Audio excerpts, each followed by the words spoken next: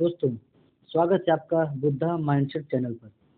दोस्तों, आज हम इस वीडियो में बहुत ही महत्वपूर्ण विषय के बारे में बात करने वाले हैं। दोस्तों, इस विषय को बेहतर समझने के लिए मैंने इसे 4 भागों में बांटा है, जो निम्नलिखित हैं। भाग 1, ओवर थिंकिंग क्या है और ये हमें कैसे खा जाती है।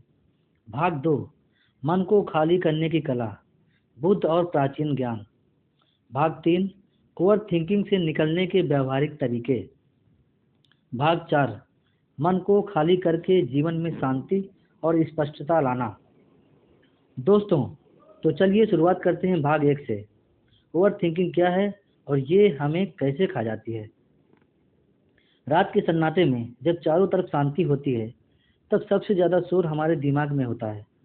वही शोर जो हमें सोने नहीं देता, वही शोर जो हर वक्त कुछ न कुछ सोचता ही रहता है, और धीरे धीरे वो शोर हमें अंदर से खा जाता है। हम थक जाते हैं बिना कुछ किए। जरा सोचिए, एक कमरे में आप अकेले बैठे हैं और अचानक कमरे में 100 लोग आ जाएं। हर कोई अपनी अपनी बातें करने लगे, कोई सवाल पूछे, कोई बहस करे, कोई पुरानी बातें छेड़े। उस वक्त आपके मन की हालत क्या होगी? ठीक वैसी ही हालत हमारे दिमाग की होती है जब हम ओवर थिंकिंग में फंस जाते हैं। ओवर थिंकिंग यानी वो सोच जो जरूरत से ज़्यादा हो, वही वही विचार जो बार बार दिमाग में घूमते रहें, वो बातें जिनका कोई हल नहीं, फिर भी हम उन्हें छोड़ नहीं पाते। दोस्तों, इसे हम कहानी के माध्यम से समझते हैं।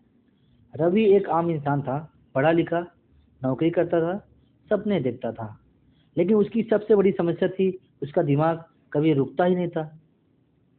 ऑफिस से लौटने के बाद भी वो हर छोटी बात को बार बार दोहराता। बॉस ने ऐसा क्यों कहा, मैंने मीटिंग में ऐसा जवाब क्यों दिया, अगर कल कुछ गलत हो गया तो, अगर मैंने वो काम न किया होता तो। ये सोच सोच कर वो रात भर करवटें बदलता रहता।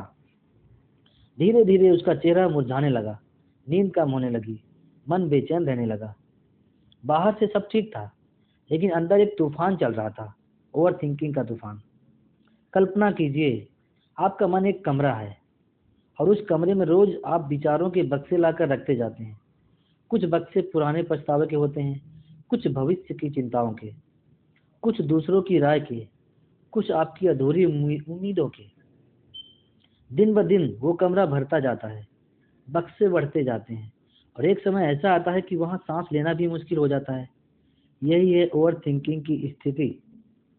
जब मन इतना भर जाता है कि नई ऊर्जा, नई प्रेरणा अंदर आ ही नहीं पाती।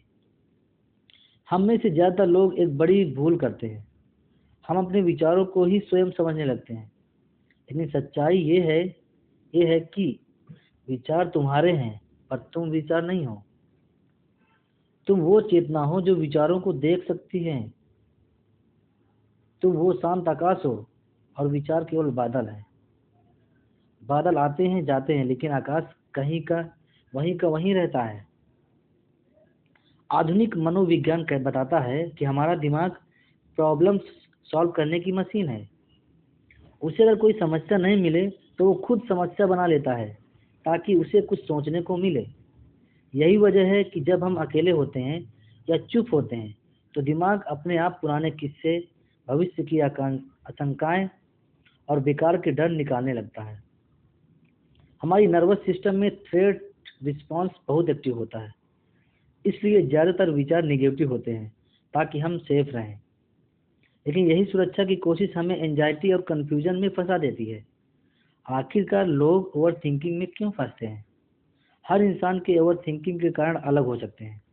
किसी को फ्यूचर का डर होता है, किसी को पास्ट की शर्म या पछतावा, कोई दूसरों के बारे में ज़्यादा सोचता है, और कोई खुद को ही हर बात के लिए जज करता रहता है। लेकिन मूल में एक ही कारण होता है, हमने अपने दिमाग को रोकना सिखाया ही नहीं है। हमने उसे हमेशा भागना सिखाया है, एक विचार से दूसरे विचार की तरफ। एक समय आता है जब इंसान खुद से पूछता है, आखिर मैं क्यों इतना सोच रहा हूँ? क्या ये सोचने से कुछ बदलने वाला है? क्या ये विचार मुझे हल दे रहे हैं या मुझे और उलझा रहे हैं? और उस क्षण अगर आप ठहर जाएं, तो पहली बार आप अपने मन को देखना शुरू करते हैं, बिना जज किए, बिना लड़ाई किए बस देखना। और वही पहला कदम होता है ओवर थिंकिंग से बाहर आने का। इस पहले भाग में आपने समझा ओवर थिंकिंग क्या है, ये कैसे काम करती है और ये हमारे मन को कैसे धीरे धीरे थका देती है। दोस्तों, पहला भाग यहीं समाप्त होता है।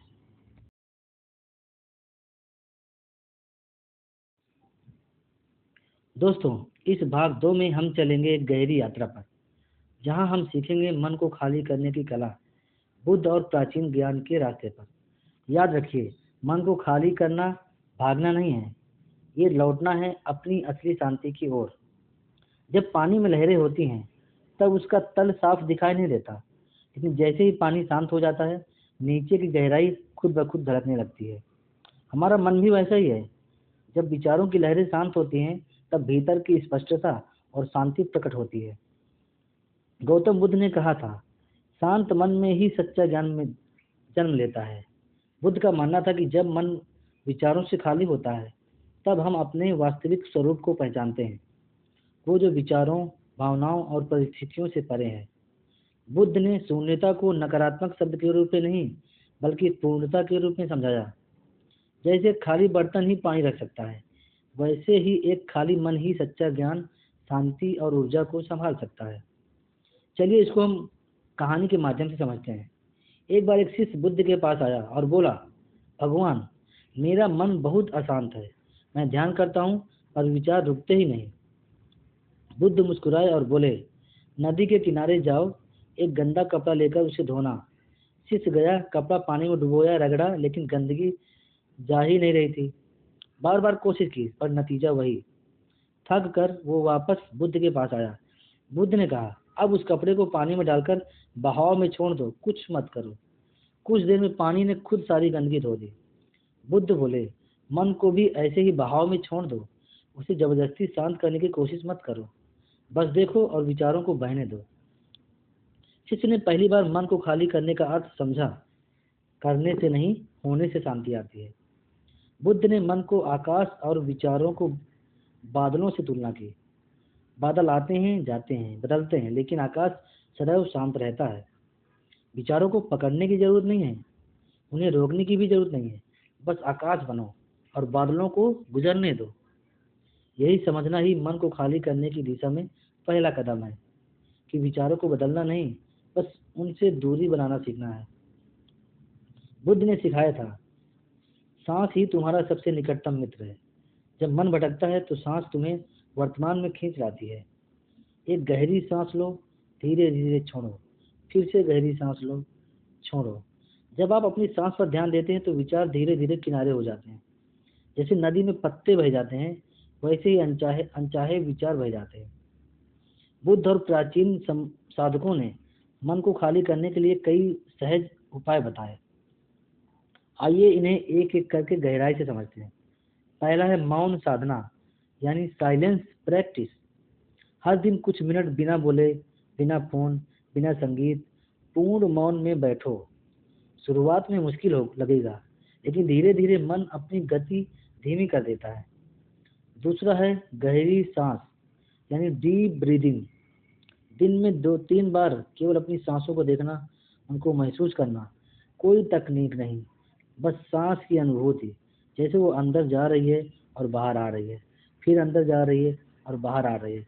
यानी साधना विचारों की भीड़ को शांत कर देती है। तीसरा है विचारों को देखने की कला, यानी ऑब्जर्वेशन विदाउट जजमेंट। जब कोई विचार आए तो उसे रोकने की कोशिश मत करो, बस कहो ये भी एक विचार है और उसे गुजर जाने दो।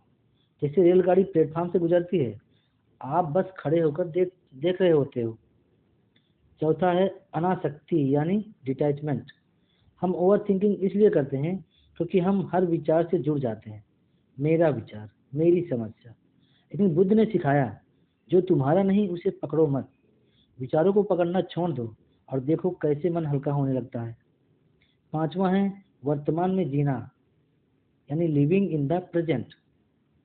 अधिकतर ओवर थिंकिंग या तो अतीत में होती है या भविष्य में। वर्तमान में कोई समस्या नहीं होती, केवल है होता है। हर दिन कुछ मिनट केवल इस पल को पूरी तरह जीना सीखो। अपने आसपास को देखो, हवा को महसूस करो, आवाज़ों को सुनो, यही माइंडफुलनेस है, मन को खाली करने की जीवित कला। इन प्राचीन अभ्यासों की खूबसूरती यही है, ये जबरदस्ती कुछ करने की नहीं बल्कि छोड़ने की साधना है। मन को खाली करना कोई तगड़ी मेहनत नहीं है, ये वैसा ही है जैसे आप मुट्ठी ढीली करते हैं और जो कपड़ा था वो खुद ब खुद गिर जाता है। एक बार अगर आप रोज थोड़ा समय इन अभ्यासों को देंगे तो विचारों की लहरें कम होने लगेंगी और भीतर की झील में शांति उतरने लगेगी। मन को खाली करने की कला कोई रातों रात सीखी जाने वाली चीज नहीं है, ये एक यात्रा है, भीतर की यात्रा।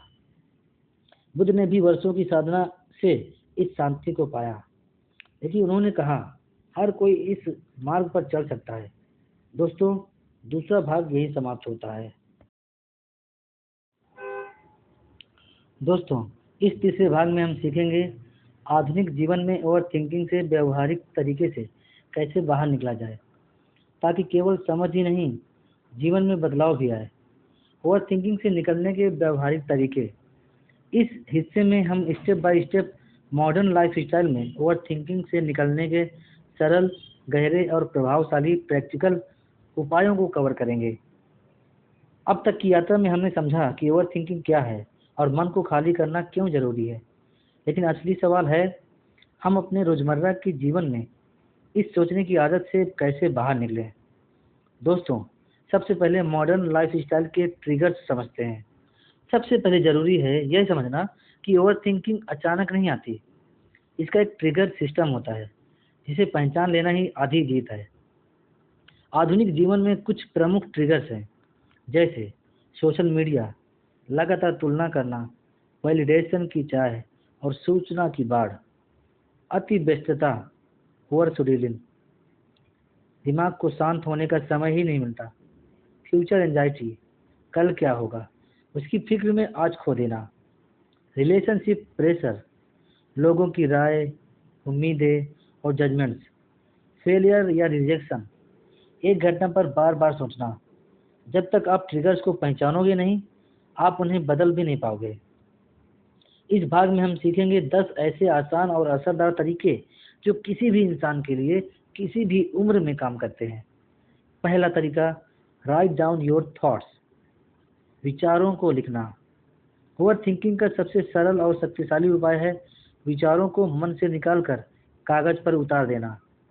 जब हम सोचते हैं विचार दिमाग में गोल गोल घूमते रहते हैं, लेकिन जब हम लिखते हैं तो विचार एक ठोस रूप ले लेते हैं और दिमाग को समझ आता है कि मैंने इसे बाहर रख दिया है।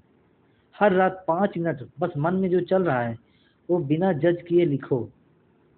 इसे थॉट डंपिंग कहा जाता है और ये दिमाग को हल्का कर देता है।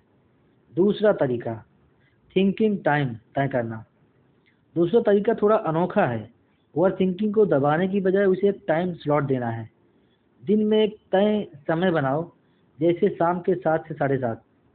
उस वक्त बैठकर जो भी सोच आ रही है उसे सोचो, विश्लेषण करो, लेकिन उस समय के अलावा जब विचार आए तो खुद से कहो अभी नहीं, सोचने का समय शाम को है।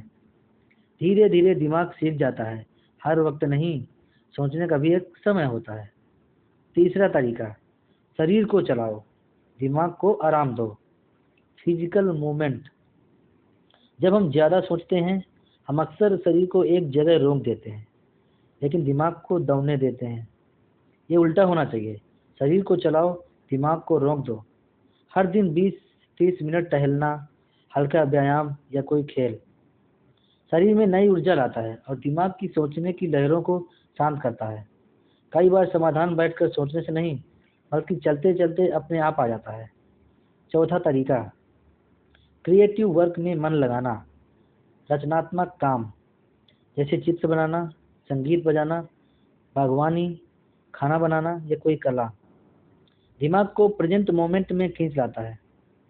जब आप किसी रचनात्मक काम में डूब जाते हैं तो विचारों का शोर अपने आप कम होने लगता है, क्योंकि ध्यान बनाने में चला जाता है, सोचने पर नहीं। पांचवा तरीका, ग्रेटिट्यूड प्रैक्टिस, कृतज्ञता। ओवर थिंकिंग अक्सर उस पर होती है जो हमारे पास नहीं है या जो गलत हो सकता है, लेकिन जब हम रोजाना कुछ मिनट कृतज्ञता से में बिताते हैं तो ध्यान कमी से हटकर संपन्नता पर चला जाता है। हर दिन 3 बातें लिखो या बोलो जिनके लिए तुम आभारी हो। धीरे धीरे आपका मानसिक फोकस बदलने लगता है और ओवर थिंकिंग की जड़ हिल जाती है। छठवां तरीका, फिजिकल स्पेस को डिक्लटर करना। हमारा मन और हमारा वातावरण गहराई से जुड़े हैं। एक भरा हुआ कमरा, एक बिखरा हुआ घर मन में अनजाने में बेचैनी और ओवर थिंकिंग को बढ़ाता है। हफ्ते में थोड़ा समय अपने आसपास को साफ और व्यवस्थित करने में लगाओ। जितना बाहर का माहौल शांत होगा उतना ही अंदर का दिमाग भी हल्का महसूस करेगा। सातवां तरीका, अननेसेसरी इंफॉर्मेशन को कम करना। हमारे दिमाग हर दिन जितनी जानकारी लेता है वो कई बार उसे पचाने से ज़्यादा होती है। न्यूज, सोशल मीडिया, गॉसिप, नकारात्मक बातें, ये सब विचारों के बोझ को बढ़ाते हैं। हर दिन एक डिजिटल डाइट अपनाओ। जरूरी चीज़ों तक सीमित रहो और बेवजह की सूचना से अपने मन को सुरक्षित रखो। आठवां तरीका, कॉन्शियसली ब्रीथ, सचेत श्वास।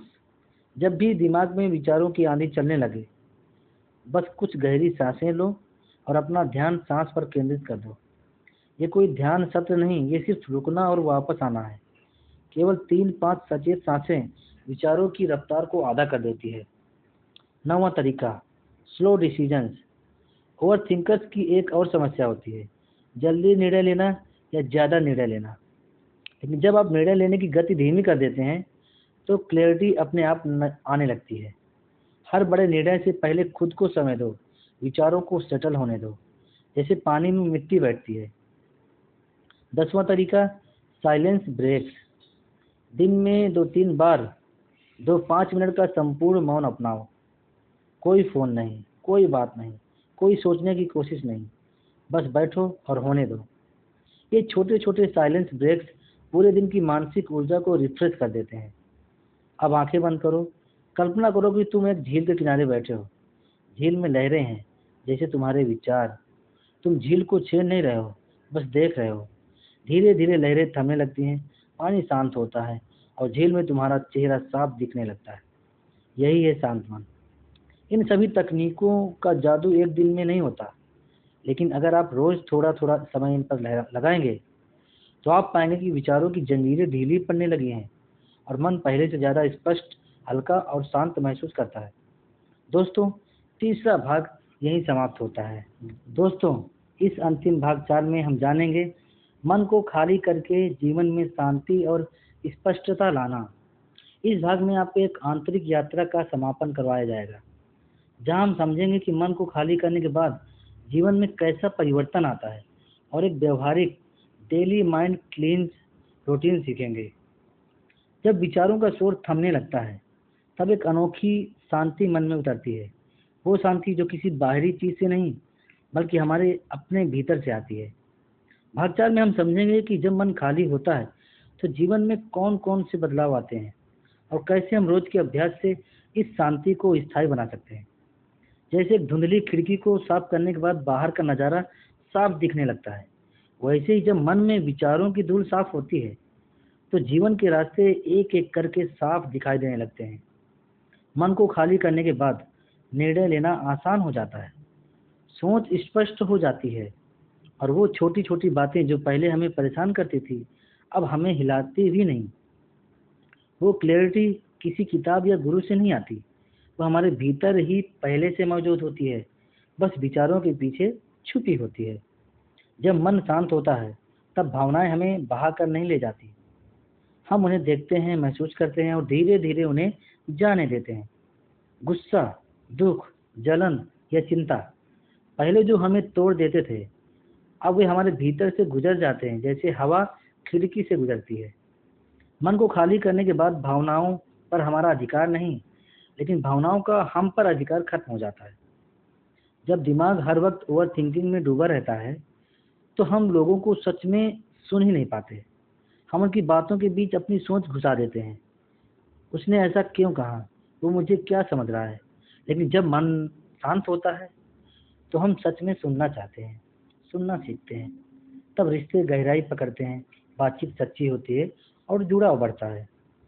जब विचार कम होते हैं तो भीतर की आवाज़ साफ साफ सुनाई देने लगती है। ये आवाज़ किसी डर या तर्क से नहीं आती, ये आती है भीतर की बुद्धि, इंट्यूशन से। कई महान संतों, वैज्ञानिकों और कलाकारों ने कहा, मेरे सबसे बड़े निर्णय सोचकर नहीं, महसूस करके आए। ये महसूस करना केवल शांत मन में संभव है। दोस्तों, इसे हम कहानी के माध्यम से समझते हैं। एक समय की बात है, अर्जुन नाम का एक व्यक्ति था। पढ़ाई में तेज, नौकरी में अच्छा, लेकिन दिमाग कभी नहीं रुकता था।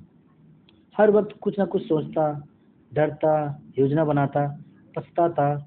उसे लगता था यही जीवन है। एक दिन वह किसी ध्यान शिविर में गया।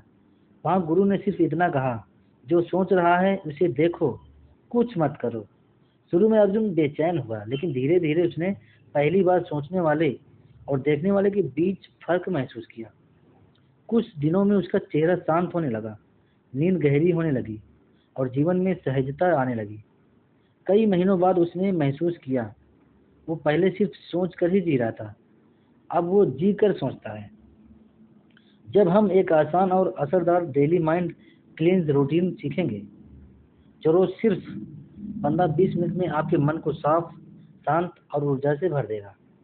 जागने के बाद 5 मिनट बैठो, बिना मोबाइल, बिना बात किए, सिर्फ गहरी सांसें और मौन।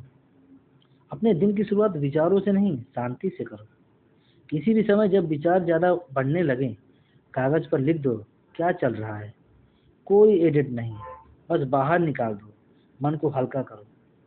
10-15 मिनट अकेले टहलना या बिना कुछ किए चुप बैठना, अपने आसपास को महसूस करना, हर विचार को गुजरते देखना, पकड़ना नहीं।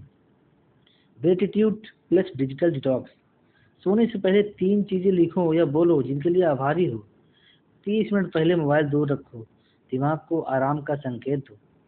अगर आप सिर्फ 21 दिन ये रूटीन अपनाते हैं, तो आप खुद महसूस करेंगे कि ओवर थिंकिंग की जगह अब शांति, स्पष्टता और सहजता ने ले ली है। अब अपनी आंखें बंद करें, एक गहरी सांस लें और धीरे से छोड़ें। कल्पना करें कि आपके विचार आसमान में बादल हैं और आप एक शांत नीला आकाश हैं। सांस को महसूस करें। अपने मन में जो भी है उसे आने और जाने दें। कुछ भी पकड़ना नहीं है, कुछ भी रोकना नहीं है। दोस्तों, मन को खाली करना कोई रहस्यमयी कला नहीं है। ये आपकी प्राकृतिक अवस्था है। बस आपने उसे भूल रखा है। अगर आप आज से रोज थोड़ा समय अपने मन को देखने, सुनने और शांत करने में लगाएंगे, तो धीरे धीरे ओवर थिंकिंग की जंजीरें टूट जाएंगी और जीवन में वो हल्कापन, वो आनंद, वो स्वतंत्रता लौट आएगी जो हमेशा से आपका अधिकार रही है। याद रखिए, विचारों पर विजय पाने का रास्ता विचारों से नहीं, शांति से होकर जाता है।